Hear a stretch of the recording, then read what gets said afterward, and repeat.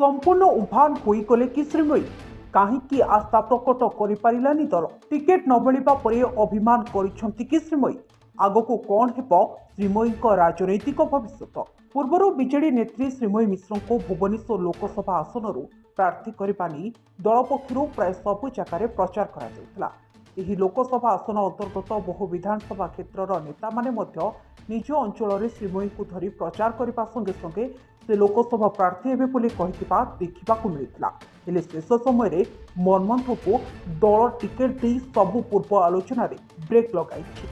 मनमोहन को बीजेडी सांसद प्रार्थी भाव घोषणा करने परठू बीजेडी भुवनेश्वर संसदीय क्षेत्र पर्यवेक्षिका तथा मुखपात्र श्रीमयी मिश्र पत्ता मिलुनी।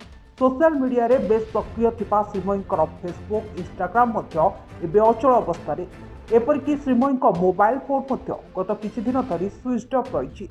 से सरकारी बासभवन में रहून जोगाजोग करने संभवपर हो पार दलीय बहल चर्चा। अपराजिता लड़ई बीजेडी निजर आग धाड़ीर जो महिला चेहरा को मैदान को ओह्लाइला से श्रीमयी मिश्र एवं निखोज थिबा चर्चा होउछि। कहुछि श्रीमयी को तृणमूल स्तर में आवश्यक समर्थन मिल न रिपोर्ट पाइबा परे बीजेडी नुआ प्रार्थी बाछिबाको बाध्य होइछि बोली नाम गोपन रखी बीजेडी वरिष्ठ नेता कहते। आभ्यंतरीण सूत्रु मिलता सूचना अनुसार जहाँ सूचना रही बीजेडी एक गोष्ठी श्रीमयी को समर्थन करथिबा बेले दल भितर तांकर सामग्रिक ग्रहणीयता नथिला।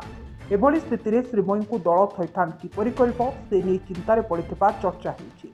एहासह गतथर भली जेपरि भुवनेश्वर लोकसभा आसन बीजेपी को चली न जाए से नहीं चिंता लगी रही।